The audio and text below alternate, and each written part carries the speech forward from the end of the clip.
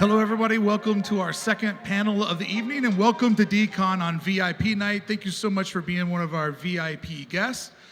The panel we're going to have right now, we have 4 different talented young men on the stage with me, each one of them in a different position. In tonight's conversation, the world of hip-hop music and vinyl toys. So we're going to start with Brian right here next to me. Brian is the owner and founder of Super 7. Is that how we say it? That works for you? So let's start here. In order to get into vinyl toys, we have to start producing them. And as somebody who's been a licensor or licensee for a long time with lots of different companies, both big and small, when did you start to realize that both the music artists and the record labels were starting to understand taking hip-hop heroes and manifesting them into a new form of vinyl toys? Quite honestly, with most of the hip-hop figures we've been making for the last few years, it's still a fairly new phenomenon for most people. The biggest hurdle, quite honestly, is actually convincing the artists, because most of them don't quite understand why we want to do it. Right. We're like, all right, we want to make a toy of you. And they're like, all right, why would a kid want a toy of Biz Markie? And you're like, it's not for kids. And they're like, adults want it? I'm like, yeah. Now I really don't understand. So... it was one of those things where, our whole premise has been to have all the toys that we want as collectors. Right. And this is just one of those things where, as we started looking at our collections, we're like, there's a whole swath of our heroes that we didn't have in plastic. And so we just started reaching out to people like Kwame and said, let's make something. And Kwame, on the panel today, you represent our music artist, music producer, also very, very hardcore vinyl toy collector. I hear a rumor that we might be able to find you soon on this new format of vinyl. Yeah, Super 7, Brian and I, we've been talking about immortalizing me into this plastic, classic version of myself.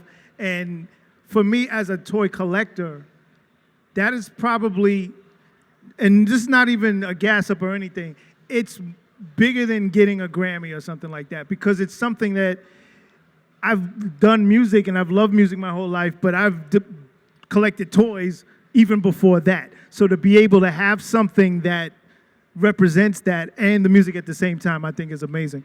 So because an album is a journey and every track takes us to a different emotion, a different story in that time period of our career and our life, but a toy is a one-shot look forever, how did you figure out what part of your career you wanted to have celebrated in the vinyl form? Well, I think the classic 1989 form is when most people got introduced to me just as a musician and artist and everything. So I think it's your first impression. And if your first impression is your most lasting impression, so why not have that as a toy and have that forever, How far in the process? Have you seen what that version of you is going to look like? Yeah. We're in the process. We're in the actual process of, approving different imagery, looking at art renderings of yourself and saying, well, those pants are a little bit too baggy and this isn't that. And, that's cool. And that's a cool part of it.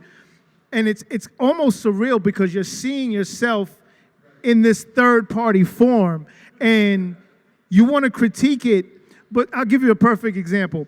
So one of the renderings, the pants were very baggy. And it was based on an image from an old video. And in the old video, the pants were just as baggy. But for me, in my mind, I knew, and I remember when I was 17 and I made that video, when the wardrobe brought the pants were too big. And I had to wear them anyway. So always in the back of my mind, I never liked the baggy pants. But for everybody else, they've seen the baggy pants. So I was like, just go with the baggy pants because this is what people know. And I got to take the personal out of it and, just let it be that image that people know. Kwame, that is the greatest redemption story I have ever been told in my life. I love that. So I got one more question for you on this subject matter, though, because when you listen to your song, it sounds different than every other song on the radio, because that's your voice. You remember what the room was like the night that you did it. Can you look at your toy on a shelf like all the other toys in your collection? what I can't wait to do, because it's a 5-point, reaction figure, the goal for me is to set up all my old Star Wars toys that are in the same thing, and to be able to be like Boba Fett, Vader, Kwame, Luke, Biggie, Slick Rick, Chewbacca. That's all I want to do. DJ AM, for you, I know that you have a big collection, and I know that you also dip into Funko, which can kind of be, some people are on the fence about a more mainstream toy, but somebody that's in both the hip hop world and the toy community, how important do you think a mainstream platform like that is to get more hip hop artists into wanting to collect toys and be put into a toy? Because, maybe their 10-year-old or their 15-year-old buys one of those, and then they're like, why am I not on the shelf too? Do you see Funko as like sort of a way to get new people into the trend? Yeah, I've definitely worked with a bunch of different brands and a bunch of different platforms, and I think they're all equally important. Everybody holds a different space in collectibles, and I think what Funko has done is pretty dope. They kind of brought this, I guess it was like a Japanese style, and brought it to America, brought it to pop culture, and obviously they hit the jackpot with it, right? And it's opened up a lot of people to collecting. And there's a lot of people that will start there and get into that's a $10 to $15 price point. Then they'll get to $50, then they'll get to $500. And it's kind of like a really good entry for someone getting into toys or collectibles. They've done an amazing job with that. And to answer your question, I have literally seen it and heard it. Someone says, well, why are these guys one and I'm not? Like, I need this. And, I'm sure Brian, it's the same thing with the reaction figures. It's like when you see that packaging, like they have the best packaging of any toy company. And when you see what these guys have coming out, oh my God, it's like every artist is gonna be like, wait, why don't I have, like, I don't want to say any artists' names, but I've had conversations, trying to link up Super 7 with different artists, and there's literally been multi-platinum artists that have been like, why wasn't I the first person called? Like, why does this already exist? Why are you calling me now? Yeah. Like, I'm upset. I mean, nothing gets a project approved faster than FOMO. That's right. Right? That's That right. gets it through the door. On the far end here, we have D-Stroy, who you can hear on Shady 45 and also works a lot with the NFL. He also has his own show you can see over on YouTube called Show Off Your Gems, which is the toy equivalent to going in a record store and going through racks, right? But we're looking at a different type of vinyl. And what I love is, like, all these guys you interview, their room is that record store experience. Like, everything in there has a story, and you're just so good at being like, what about that one over there? What about, and it's like where they bought it, what it meant to them, the childhood journey. And I mean, I just love that you're collecting all these stories about collectors. Yeah, so, toys have definitely been an escapism for a lot of children, even adults at this point, which is beautiful. And for us to have items, being a big Transformer kid, pretty much anything, robots, teenage, there's so many different things that I was about. And understanding that in having conversations with hip-hop artists that not only collected vinyl, collected Adidas, or whatever it is that was of that culture, were also Godzilla fans. They were also rocking with Ninja Turtles. And I was like, wow, I'm not the only one. So it was a very good thing to see that homies from my culture of like, put your hands up, were also collecting a lot of great items and having stories that were connecting them to this. Brian, when you work with a musical artist, is it sort of a different part of taking that personality and immortalizing it into vinyl? Because with our superheroes, they have to look big and tough. But music is an emotion, and so many musical artists have a different state that they go into when they get the microphone and they get on the stage. How hard is it to get that emotion into the figures? I don't know. I can't say that's a loaded question. I mean, the reality is for anything at this stage, selling toys to an adult, you're selling an emotional reaction. That's really what it is. No one's buying this out of need or necessity. They're buying this out of desire and want and enjoyment. So my job is actually to get as much emotion as possible into that figure. So, and it's not just the figure as they talk about it. It's like it's the figure, it's the packaging, it's the choice of what look and feel and how the story comes together when you hold it. Because if it's just one of those things, then it's just a widget. It's just a thing.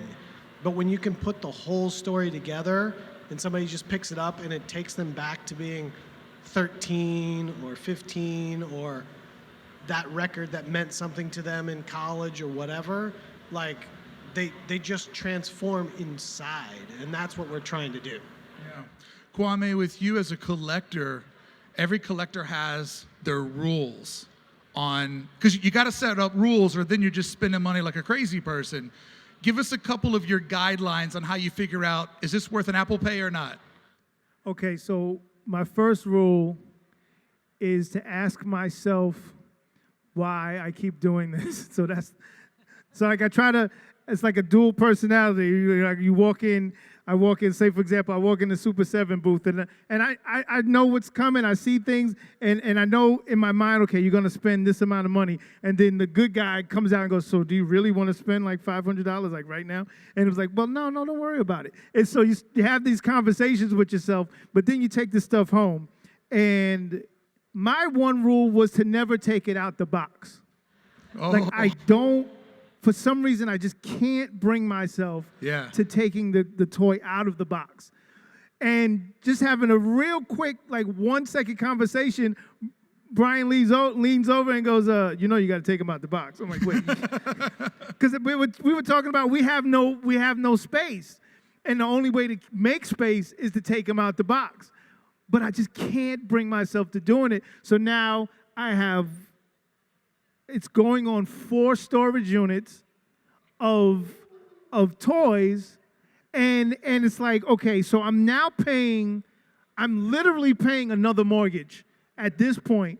If I'm paying from New Jersey to California, I'm paying these storage units because I refuse to take things out of the box. So sometimes I have to really check my rule system, and it's a 12-step process. The first step is admitting that there is an issue with the rule, and then then you get to the acceptance of the rule, and then you have to break the rule at the end of the 12 steps. I'm there, almost there. The only rule is that there is no rules. Exactly. You will break every rule. I literally started buying 2 of everything, and then there's certain things that I can't even pass up. Yeah. Like I told myself I'm not buying any G.I. Joes. I'm not gonna do that. And then I go to Target and see a reaction G.I. Joe. Oh. And there's one guy. Oh. He's in blue camouflage. Every time I see that guy at Target, I buy another one. I literally can't even walk through and not do it because it's that great of a figure. The packaging is, and also talking. And then I started opening them. I told myself I wasn't going to open them. Now my desk at home, I have at least 100 Star Wars figures on it. I have as many Gundams as you could imagine. They don't even go together, but they're all hanging out and working with me every day. And see, there's another weird rule. You brought up Target. So you have like a Target and Walmart.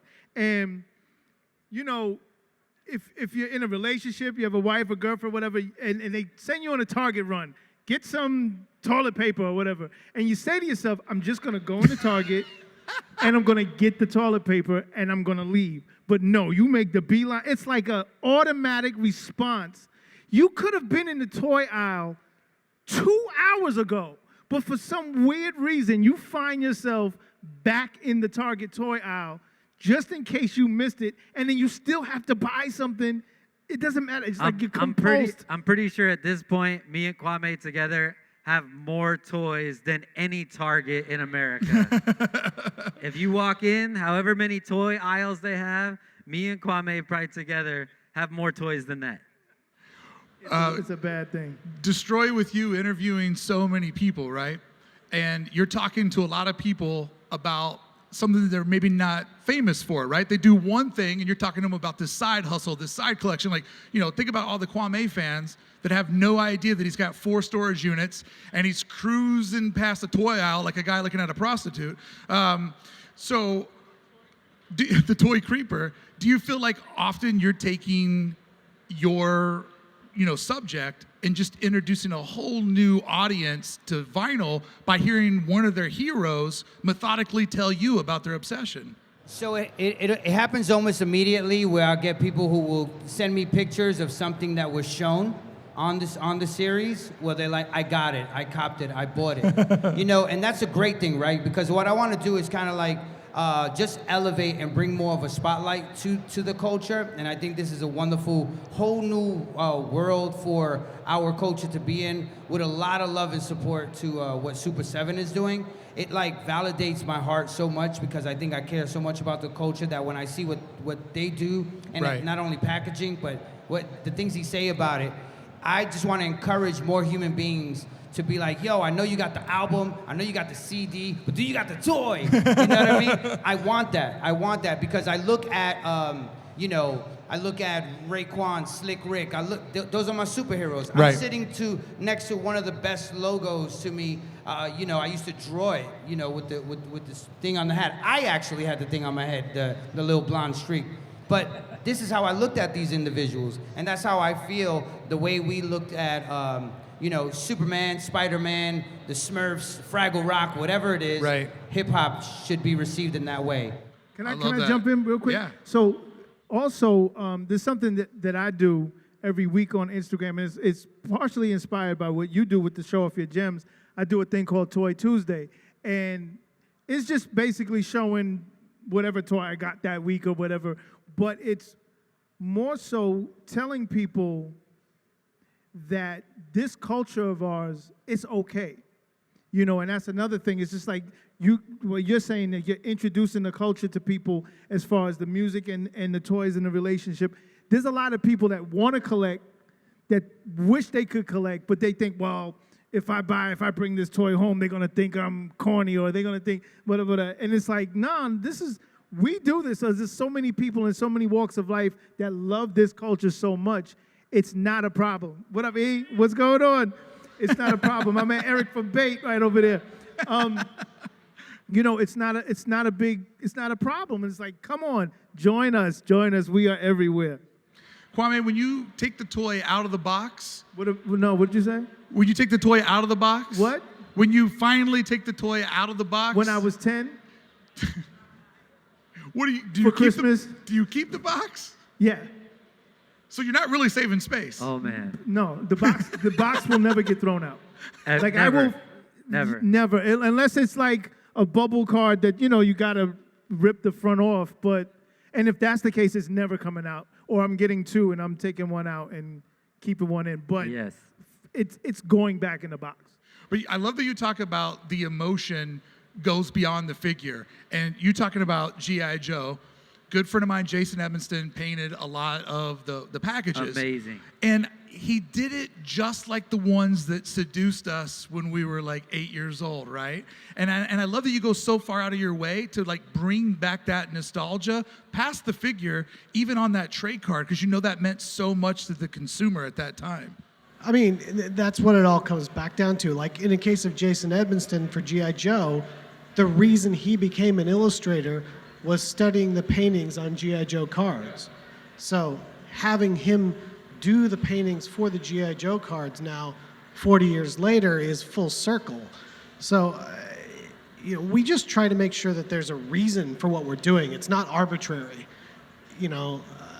Anything that goes into the package or the figure either attracts and adds to the meaning or it detracts. There's nothing that's just white noise. So we just try to make sure that every single thing is considered, everything is looked at, everything is taken care of, so that when you deliver something out there, people immediately get it and understand it. Yeah. And I mean, it just shows, and I think that's what makes it such an emotional buy.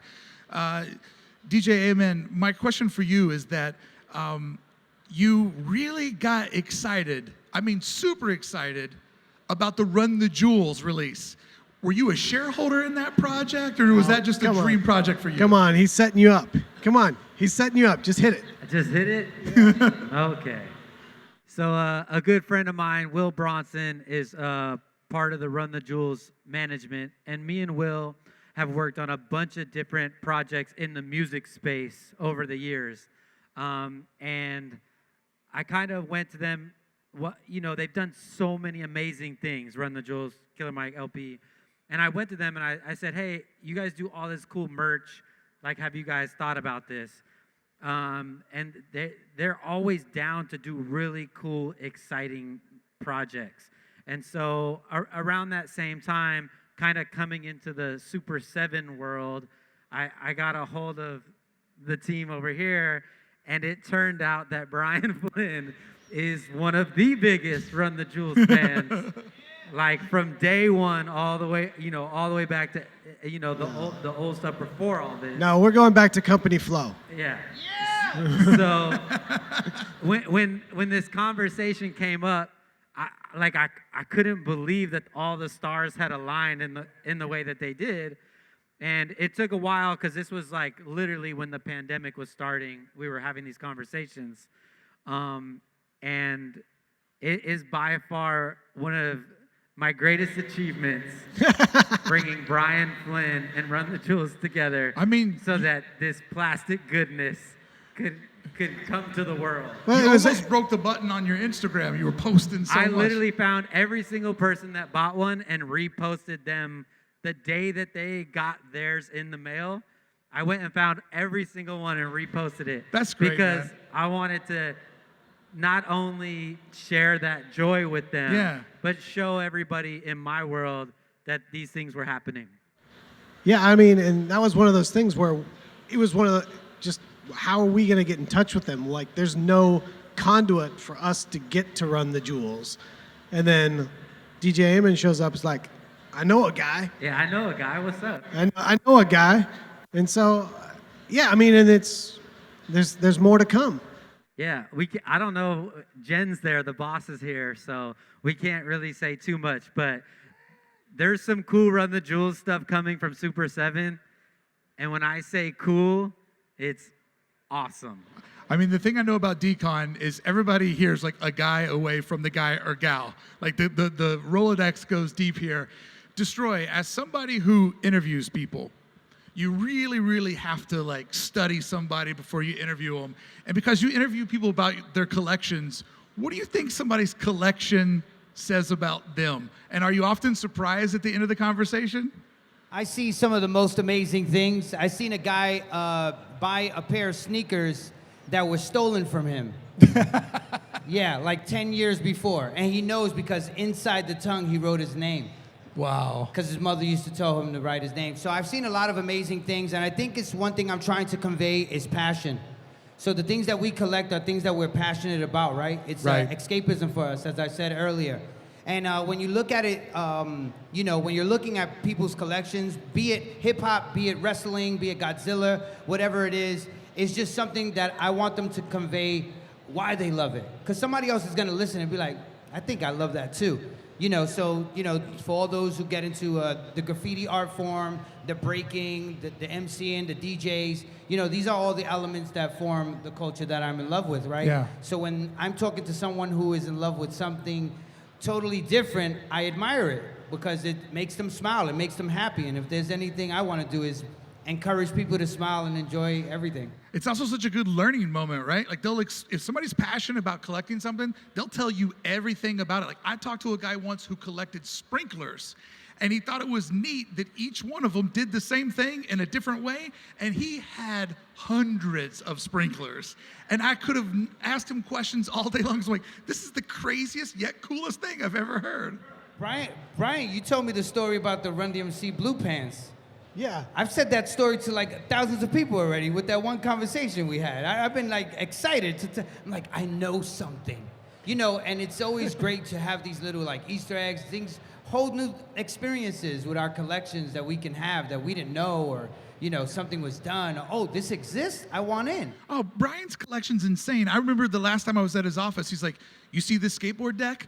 This is the first Santa Cruz deck with graphics on the bottom. They took it to a convention and be like, we're going to start printing on the bottom of skateboards. I'm like, those little facts right there Yeah. are so dope. It's so super dope for me. And people listen to it and they, oh, word, I want to get in on that. Because it's just like, I don't know. It's just, we're just, like I said, it's conveying passion, commitment, something that you're really into. And if somebody walks by the crib or even would show off your gems, it's like, wow, I didn't know that hardcore dude from Wu-Tang loves Godzuki. Yeah. You know what I mean? Like something wild like that. You know? and it's always specific, right? It's like, oh, I only collect Godzuki. Like, that's my part there. I remember the weird rule, not to cut you off. One of go my ahead. weird rules is everybody has a holy grail. Everybody has like that one thing they really want. And I have like about 20 holy grails, but some are simple, some are very expensive. Like I want the tumbler. I want an actual driving tumbler Batmobile in my life before I die. That was like yesterday's Instagram post. Yeah. I need that forever. But one of my rules is to never finalize my holy grails. Of course. Never finalize. Because when you finalize, you're finished. And it's like, nope. I could see like if I wanted, I don't know, the Death Star playset. That's a holy grail of mine. I don't have it. I want to complete one. I've had a billion opportunities to get it. You can get it for $500 if you find the right person. But it's like, no, I'm not going to do it. Yeah. Just because I don't want to say that I almost completed it. You got to keep it going. Man, the most ignorant toy that I wanted as a kid was that G.I. Joe aircraft carrier. Like, my room wasn't even big enough for that thing. Flag, The flag. I need that The flag. USS flag. Yeah, I want that flag. So I have a friend. Matter of fact, my friend, I'll blow him up. Taboo from the Black Eyed Peas. He has the flag in a box in his studio. So every time I go over there, I'm like, so how much you want for the flag?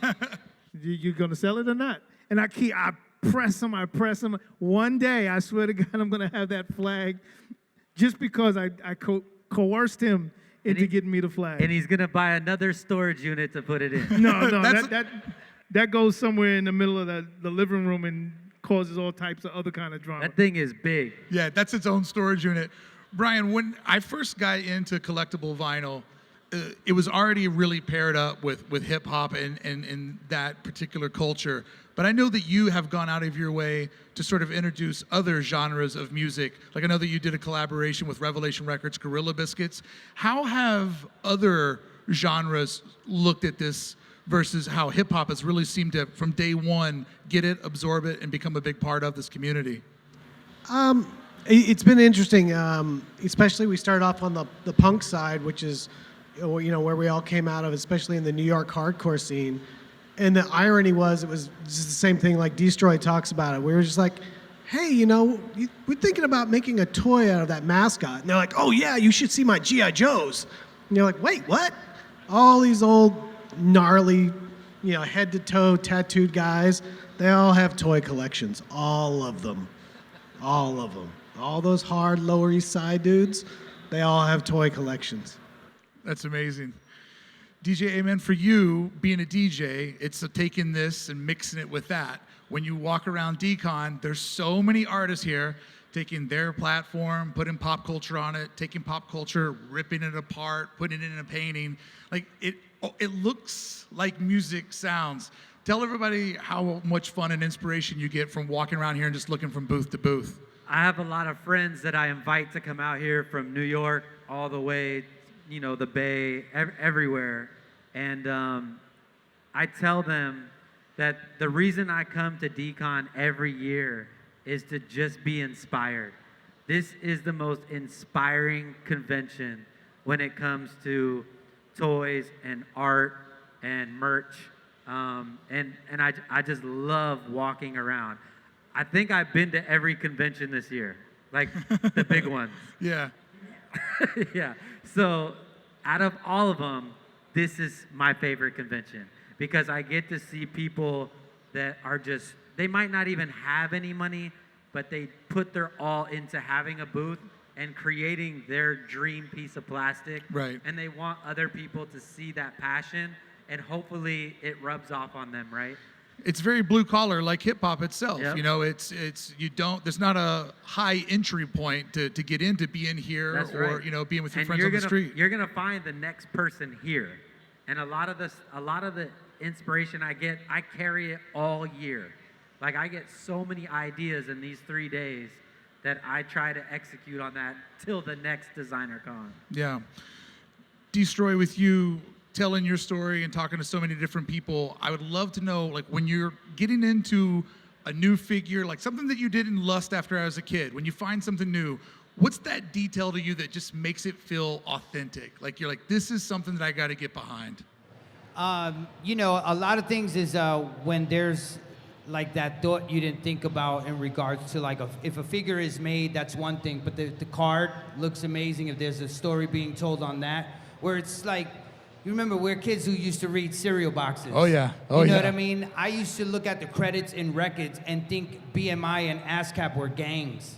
And I was like, oh, wow, that's cool. You know what I mean? I think they are, actually. Yeah, They pretty right. much are. They're gangsters. Yeah, they are. So when you look at, you know, once again, kudos to Super 7, when you look at their designs and what they're putting and even the breakdowns of these things, man, there's so many levels. Like, not only am I like enjoying and appreciating the tangible toy itself, but just the cards, like the art that's put into it, the words, the stories, even if they're, you know, it's just telling a story. Man, that's so awesome for a collector, you know, because like us being young and looking into stories about Right. like WWF characters, Right. or something like that, backstories. Now we're able to teach through figures, not also giving it to a kid, like giving the slick rig to a kid, giving you know, there's a lot of great things coming from this team over here at Super 7 in Reaction. I'm in that direction right there, and I'm super excited and pumped up. But I think the narrative of being able to pass that down and having kids say, what's that? Why are you into that? Oh, here's the song. Oh, word? Kwame? Okay, let's get into that. Yeah. And I also think, too, that, you know, as kids, we lust after this stuff because kids love toys. But as adults, it makes spending money fun, right? Because we have bills, we have our futures to worry about, we have all this bullshit we got to spend money on. And it's like if you got $50 at the end of the week to just buy something for the sake of buying it, and the thrill of the hunt, right? Like trying to find the perfect thing to spend that 50 on. It's like being a kid going to the record store, like I can only afford 3 records. Yep. Which 3 is it going to be? Yeah, man. I spend a lot more than $50 a week. What's the budget? The dopamine is crazy in my life. But I just got the Run DMC Christmas and Hollis Yes. packs. They just Yes. came to my house yesterday, and talking about a detail, tell them about the reindeer that came in that pack. You with the reindeer with the antlers? Yeah. With the dog? Like every detail. Oh, there it is. Oh my I gosh. spoke it into existence. Oh my gosh. Now listen, I used to go and tell everybody about a new album that was coming out. Woo! And this is the thing I've been talking about to a lot of, so there's a little private community of gem heads who show off your gems. And when Kwame, did you just disrespect? What's wrong with you, fam? It was supposed to happen like that. Come on, man. But this is like, I look forward to this. Yeah. Like, you know, and to see, come on, bro. Come on. Are you serious? And the Run DMC packaging, it looks like a box of Christmas chocolates until you pull it out and you get... The money bags, the reindeer, Santa's wallet, The wallet's it's all for me. appropriate, man.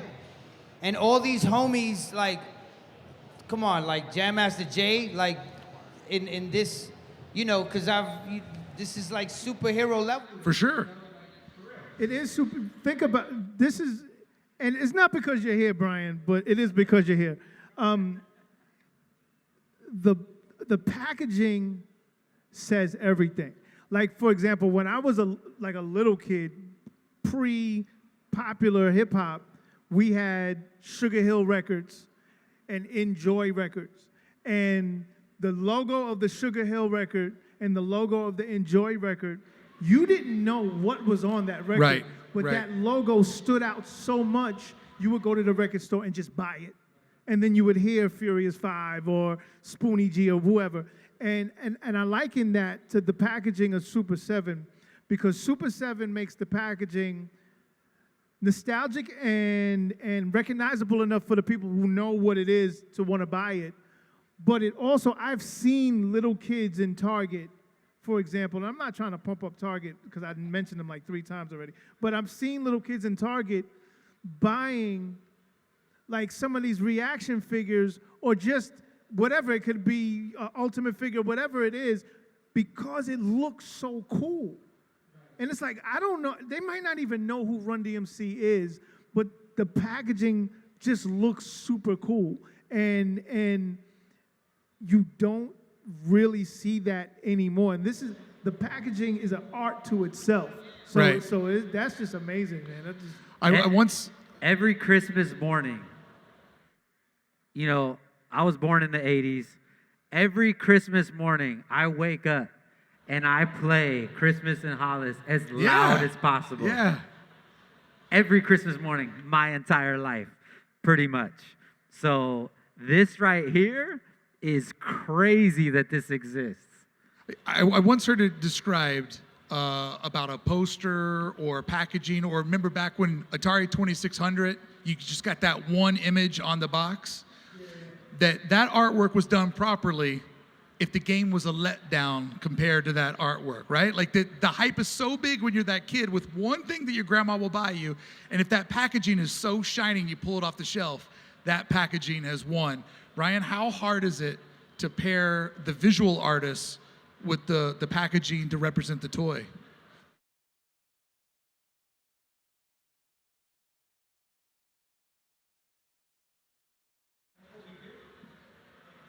But is it like do you have an instinct? You just immediately know a guy that fits that? Like you're talking to somebody like, I already know a dude or a woman that could nail that for me.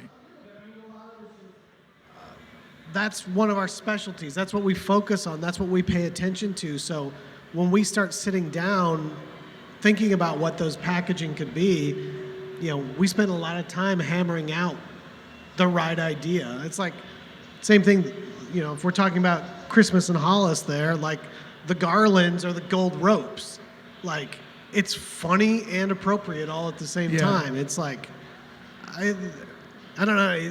I don't want to say it's not hard because I don't see a lot of other people doing it, but I think you just have to care. Yeah. I mean, and it shows that you are a curator of bringing different worlds together. Kwame, what are you going to get this weekend? I don't even know. That's the good thing. I walk in here turned off. Like I turn everything off, and it's about walking through the aisles and running up on something and going, "Oh my God, I gotta get it." And my process is I go through the convention maybe like 2 times. I do recon, and then once I do full recon and I jot down, okay, it's booth 128, I gotta get this shirt, blah, blah, blah. And then after I do my recon, I go back, and then, so after this panel, I'll be on recon mission. We definitely go through one time, take a picture of that thing, and then it's like, if we really want it, we're gonna go back and find it. When I was young, a thing that me and my grandmother, my Momo, we would do every Saturday is we'd go to Toys R Us. And I'd ask her, I'm like, do we have enough time to double walk the aisles? Because I didn't want to turn my head. So I'd go down the right side and then I'd go down the left side. Because I just literally wanted to look at every little thing. And I do that when I come to DCon. I double walk the aisles because like I don't want to float back and forth. What's the budget, Kwame? I don't. That's personal information. I don't even know that yet.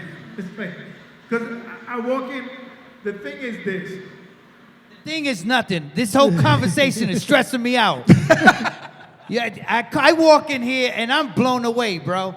Last year, I bought a whole other suitcase, like a whole different, it looked like I went on the plane with a train. Right? I can't look at Brian. I can't even look at this dude's face. Because you know he's really good at what he does. And, Yeah. And then when you go and you leave, Sheesh. this is crazy. I get intense when I see people's collection, when I look at my collection, and this dude, I can't talk to these people. I love them. But And we have to do a redo of Show Off Your Gym because Yes. my internet was super janky when I did his episode, and I think I showed like Mark. a Funko Pop or something Mark, like when you come in here, bro, it's a lot. Emotionally, I go through a lot. Yeah. I go through a lot walking through here. I think Yeah. the funnest thing about coming here, though, as a collector, is this room is the unknown. Like if you go to Target, you kind of have an idea what you're going to find. This room is the unknown, and that discovery makes it fun again. Yep. D-Stroy, Amen, Kwame, Brian, thank you so much for your time. Thank you for sharing your passion with us. Have an amazing DCon. We appreciate you. Thank you, thank you, thank you. Thank you.